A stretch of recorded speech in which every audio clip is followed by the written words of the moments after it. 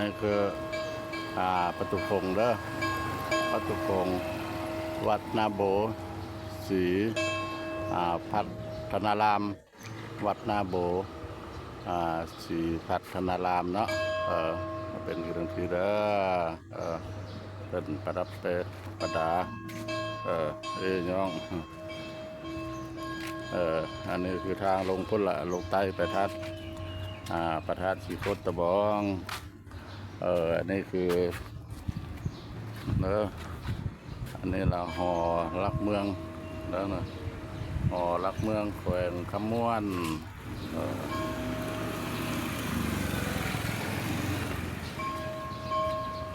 อันนี้เราเป็นพญานาคพญานาคเนี่ยแต่ว่าคู่นึง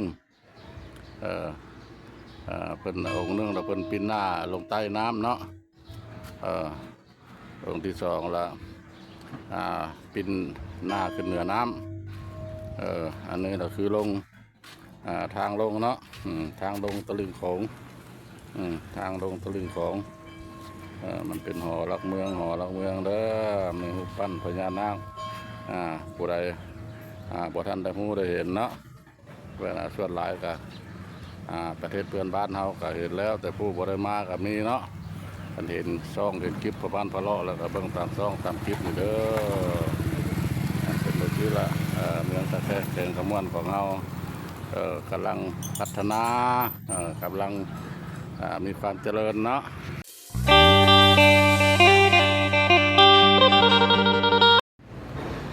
ทักทายสบายดีอีกมือหนึ่งเนาะมือนี้เป็นมือหนึ่งของบรรยากาศยามค่อยค่ำลงแรงเนาะปัจจุบันนี่ก็5 โมงกว่าเนาะ5 โมงแรงทางพ่อบ้านพระเลาะก็เลยบ่ได้ไปนอกไปหน้าเนาะเลยได้มาเก็บภาพบรรยากาศเนาะให้ท่านผู้ชมได้ฮู้ได้เห็นอยู่ที่ธาตุดำเนาะอยู่ที่ธาตุดำท่าด้านท่าแขกนครพนมทางลงท่าบักเก้านั่นนะเนาะทางท่าบักเก้าแต่เพิ่นก็กำลังพัฒนาเนาะปัวแปลงคูณนี่ละเฮ็ดการเตือนเฮ็ดการเตือนแล้วก็ดนละทางพระบ้านพระเลาะกับบ่ได้มาตั้งสองอันนี้ลงมายับมาอยู่ข้างโรงแรมเนาะข้างห้องแรม4 ชั้นเนาะท่าแขกนครพนมนี่ละมันก็เป็นบรรยากาศเนาะสวยงามอยู่มีต้นตาลโอ้หลายเนาะต้นตาลเพิ่นปลูกโดยสมัยแต่กี้ตะก้อนพอละอันนี้มันเป็นเพิ่นสิเฮ็ดอันนี้นะเพิ่นบ่ได้คูณสูงขึ้นเพิ่นสิบ่ได้สูงคูณขึ้นแบบนี้เพิ่นสิเอามาวางนี้เพิ่นสิเฮ็ดเป็นอันนี้ละเฮ็ด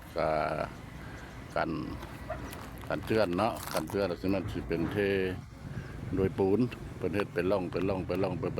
ล่ะเพิ่นละหากระฮอดหอลักเมืองเนาะหลักเมืองเขายังนั่นอยู่คนยังบ่ทันแล้วเสร็จยังบ่ได้ปัวได้แปลงอยู่อันนี้ก็คือพังกระแขกนครพนมมันบรรยากาศยามแรงนี่ก็บ่ค่อยดีปานใดเนาะบ่ค่อยดีปานใดอันนี้มันเป็นร้านอาหารเด้อร้านอาหารอยู่ติดกับต้นโพใหญ่ต้นโพใหญ่แต่ตักเท่าไร100 ปีแล้วเนาะต้นโพตะกี้ตะก้อนเวลารอบในเพิ่นก็ได้ตั้งร้านอาหารเป็นแหล่งท่องเที่ยวใครสิฮอดน้ำพุเด้อร้านมาชวนมาเด้อไปฮอดน้ำกับแม่นน้ำพุกับเพิ่นกำลังก่อสร้างเนาะบ่ทันได้สำเร็จเพิ่นยังปรับปรุงโมเดลคืนใหม่ให้มันสวยสดงดงามเนาะนี่แหละเพิ่นรถดามเพิ่นกำลังยกแก่หินมาแก่ดินแดงมาเนาะแก่ดินแดงมาแล้วเพิ่นก็ลงมาทอดก็สิได้มาเทื่อละคันนั่นแหละเนาะเพราะว่ามันสถานที่ห้อม รถแมคโครก็2-3 คันรถโลรถอย่างเนาะมาดูประซักหลายอันหลายอย่างเนาะเพราะว่าสิแก้หินไม่มากันพ้นอยู่ทางไปมหาไซมันก็สิพบอุปสรรคเนาะมันไกลผ่าตัวเมืองขึ้นมารถรางมันหลายฮะไปเบิ่งดีบนใหม่เนาะอันนี้มันเป็นคือวัดนาโบวัดนาโบของเฮานี่ละอันนี้เราคือทางเส้นไปทางกันเด้อทางอันนั้นน่ะด้านเนาะถ้าด้านท่าแขกนครพนมจะไปทางซื้อมาฮอดเด้อมาฮอดต้นหน้าน้ำพุเนาะน้ำพุนี่ก็สมัยตะกี้ก็เป็นตลาดก็ห้อมๆมาแล้วเนาะแต่เดี๋ยวนี้เพิ่นขยายออกมา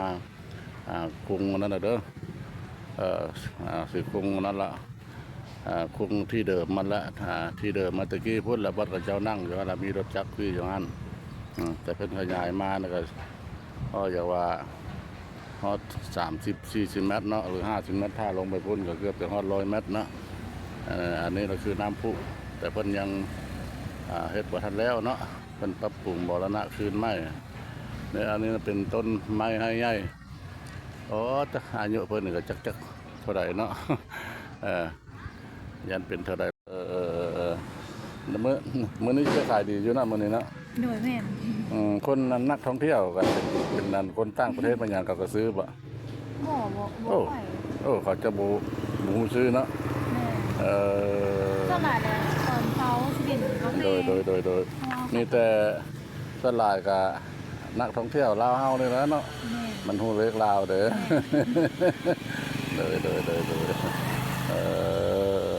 มันก็ซื้อจนได้มาขายละขอบใจให้ได้ขายดีๆเด้อนี่ล่ะมาฮอดไก่สิฮอดยังปากหัวจะข้ามเด้อได้มาฮอดจุดปากหัวจะข้ามตามคาดหมายประมาณพระว่าสิเก็บภาพบรรยากาศให้ท่านผู้ชมผู้เห็นฮอดพระธาตุสีโคตรตะบองกันแล้วเนาะเป็นแต่ระยะแต่ว่าโดนแล้วประมาณพระบ่ได้มาเบิ่งแล้วก็ถือว่าเรียกว่า 70% เนาะคนเฮ็ดเนาะก็มีพบข้อยุ่งยากอุปสรรคหลายอย่างเนาะมักหินก็ไกล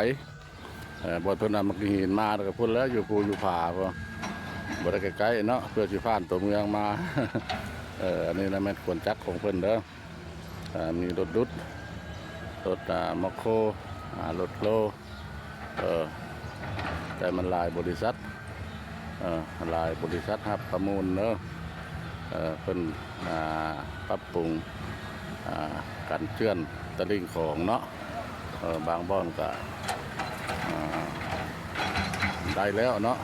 บางบ่อนก็บ่ทันได้บางบ่อนก็บ่ทันได้อันนี้เราคือฟัง